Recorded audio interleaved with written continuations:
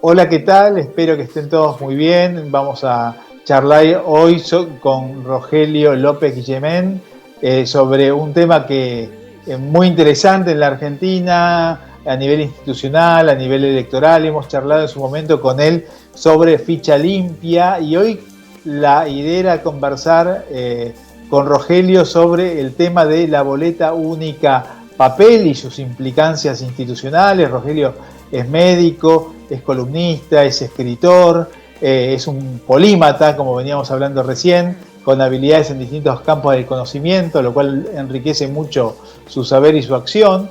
Y vamos a conversar sobre esta cuestión de la boleta única papel y qué ha significado. Y te pregunto y te doy la bienvenida. Muchas gracias, Rogelio, por estar hablando con nosotros hoy.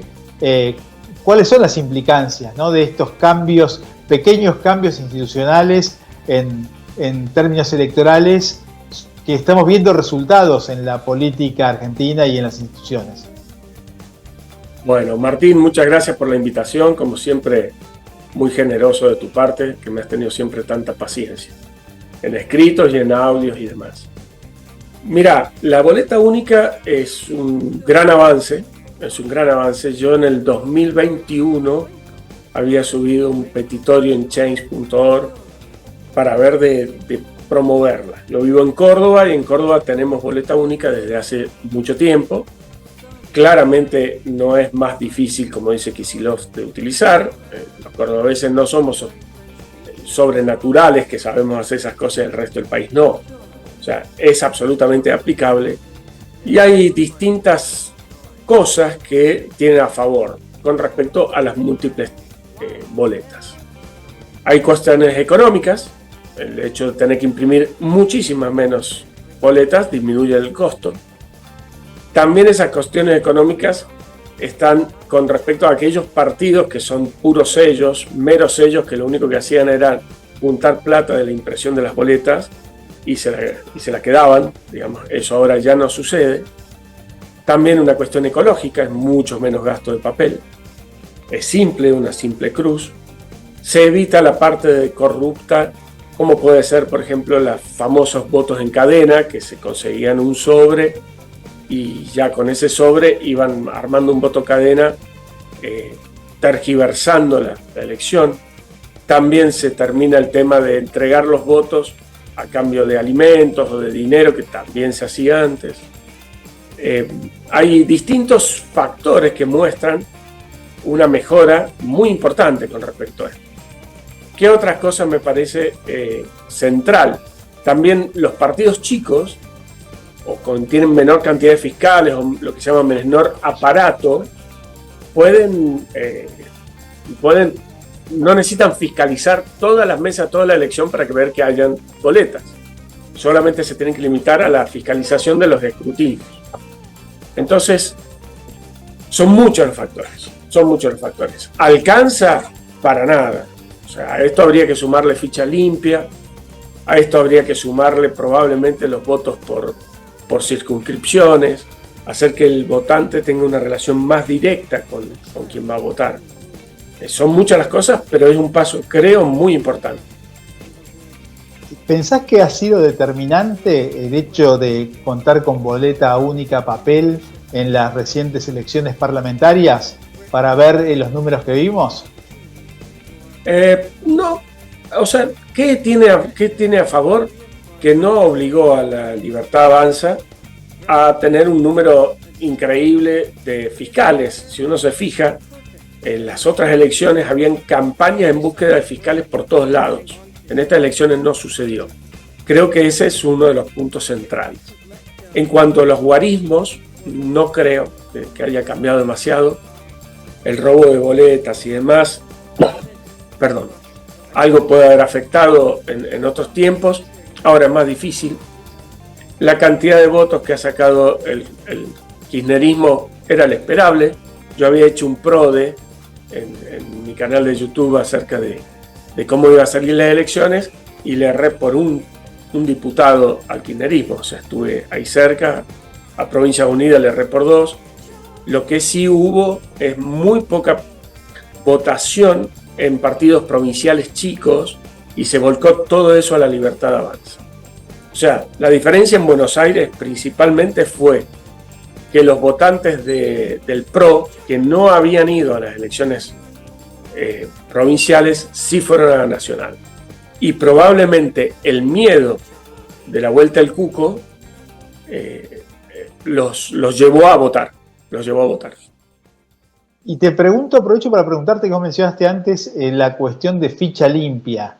¿Qué sería ficha limpia? Si bien sabemos que es para recordarnos, y ¿quién no podría presentarse, por ejemplo? Bueno, tendríamos toda la persona. Se define sobre la misma ley quiénes podrían ser o no, quiénes estarían dentro o fuera de ficha limpia. Ficha limpia es algo que es necesario de lo político y lamentablemente no debería serlo, porque el votante debería saber de por sí que no puede votar un corrupto. Entonces, es una necesidad por una deficiencia cultural y moral de gran parte de la sociedad. ¿Quiénes no podrían participar? Bueno, eso se define en la misma ley que se vote. En general se dice que aquellos que tienen condena en segunda instancia, para dar cierto margen al beneficio de la duda. Si uno quisiese ser extremista con el beneficio de la duda, tiene que ser cuando tenga la sentencia de la Suprema Corte, lo cual en nuestro país es algo improbable y de larguísimo tiempo.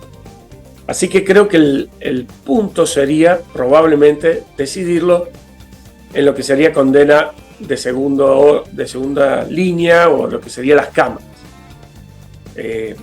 La justicia es un gran problema en Argentina. Se le acusa a cualquiera de cualquier cosa y ya, si lo tomamos eso como límite, mucha gente no votaría, simplemente no sería candidata porque ensuciarían a cualquiera. Es importante, sí, la ficha limpia, asociarla con una ficha limpia inteligente y sana. Con el voto de boleta única creo que la potenciaría muchísimo. Y mencionaste antes la lista sábana versus el voto uninominal por circunscripción. Esto que suena a algo muy complejo, muy técnico, ¿no? Para tal vez la gente común, creo que también es clave, ¿no? Estamos tal vez un poco lejos de eso. Hoy en día, encima, el tema de varón-mujer o mujer-varón, es otro factor que lleva a que debamos rellenar las listas muchas veces para cumplir con ese requisito. ¿Vos ves que genera el sistema actual todavía distorsiones en el proceso de elección de la gente? Perdón. Sí, en varios puntos. Primero, eso que dijiste de la alternancia hombre-mujer, es otra cosa que creo que habría que sacar. Si verdaderamente creemos en la igualdad, tenemos que dar igualdad a todos. Y me interesa elegir al mejor. No me importa su sexo, su raza, su credo, no pasa por ahí. Ahora, que nos obliguen que sea hombre y mujer, hasta lo veo una forma de denigrar a la mujer. Porque dice, te tenemos que dar un lugar porque no sos capaz, sino. Me parece horrible. Más allá de eso, de la elección entre los dos sexos, cuando es lista sábana, ¿qué pasa? Se pone el cabeza, quizás el segundo, conocido, fuerte, y el resto se rellena con lo que sea. Entonces, suben muchas personas con muy poca capacidad, muy poco preparadas, que solamente son maniquí que levantan las manos. El ciudadano no tiene relación con esa gente. Todos nos pasa, vemos la lista y conocemos al primero, al segundo, y se acabó. Y hay 50 abajo colgados. Entonces, al ser por circunscripciones, hace que la relación sea más mano a mano. La persona elige ya a conciencia a un candidato, 2, pero no a 50. Y para terminar, te pregunto la indiferencia, ¿no? El voto indiferencia y el temor que había en las últimas elecciones, de que vote muy poca gente. ¿Esto debería seguir siendo obligatorio el voto o voluntario como en otros países? Yo no creo en las obligaciones que son derechos a la vez. O sea, o el voto es un derecho o es una obligación, no puede ser las dos cosas. Yo creo en el voto como derecho sin obligación. O sea, el voto tiene que ser voluntario. tenemos que crear conciencia ciudadana de saber de que el que no vota después no se puede quejar. El voto me da el derecho al reclamo. Si no voto no tengo derecho al reclamo, desde lo lógico y moral. Ahora bien, si bajaría la cantidad de gente que votase, probablemente sí, pero también bajaría la gente que está media obligada a votar por algún tipo de compensación que se les dé. En Estados Unidos vota más o menos la mitad de la población, a grandes rasgos, y nosotros estamos en un 70%. Bueno, quizás lleguemos a un 50%, pero va a ser más genuino y de gente que verdaderamente se interesa. Es importante entender, tenemos que depurar el sistema público. La justicia, lamentablemente, los ciudadanos no podemos depurarla, pero hay que mejorar y depurarla. Hay que depurar los candidatos, y eso se hace, creo, con el voto por circunscripciones y con la ficha limpia. Hay que continuar con el tema de la boleta única porque le quita posibilidad de corrupción principalmente a la elección, y también terminar con el tema de hombre-mujer, hombre-mujer. Tenemos que acabar con todos esos pseudo-igualitarismos que no sirven para absolutamente nada. Rogelio, muchísimas gracias por la posibilidad de charlar con vos. Un fuerte abrazo. Un inmenso abrazo para vos, Martín, y gracias como siempre por estar ahí.